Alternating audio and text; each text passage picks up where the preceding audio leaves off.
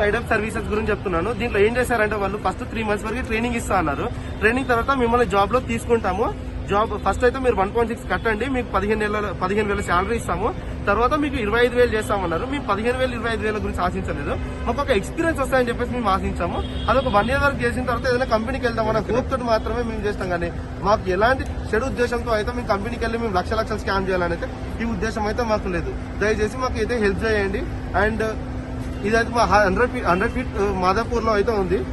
మా దగ్గర అన్ని డీటెయిల్స్ ఉన్నాయి, మేము అన్ని షేర్ చేస్తా ఉన్నాము.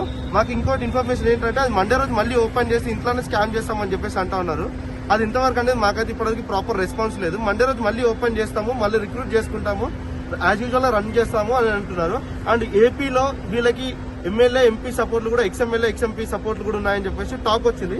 అది ఎంతవరకు అనేది అయితే మాకైతే తెలియదు. మేము మళ్ళీ చెప్తున్నాం, దయచేసి మా ఫేస్ కు మాత్రము మేము స్కాన్ చేస్తున్నాం కదా, ఇంట్లో తెలిస్తే సూసైడ్లు చేసుకుంటారు. ఎందుకంటే అందరూ ఇంటెన్షన్ ఒకటేలా ఉంటారు. కొంతమంది వీక్ గా ఉంటారు, కొంతమంది స్ట్రాంగ్ గా ఉంటారు పేరెంట్స్. మేము మోసపోయినాం కాబట్టి మేము ఇట్లా ఖర్చులు ఎక్కువ వస్తున్నాం.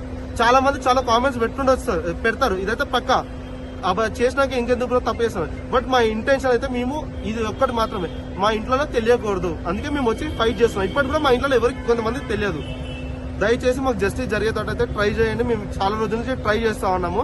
ఇప్పటి వరకు అయితే ఇంకా కేసు ఫైల్ అవుతాయని చెప్పి చూస్తా ఉన్నాము.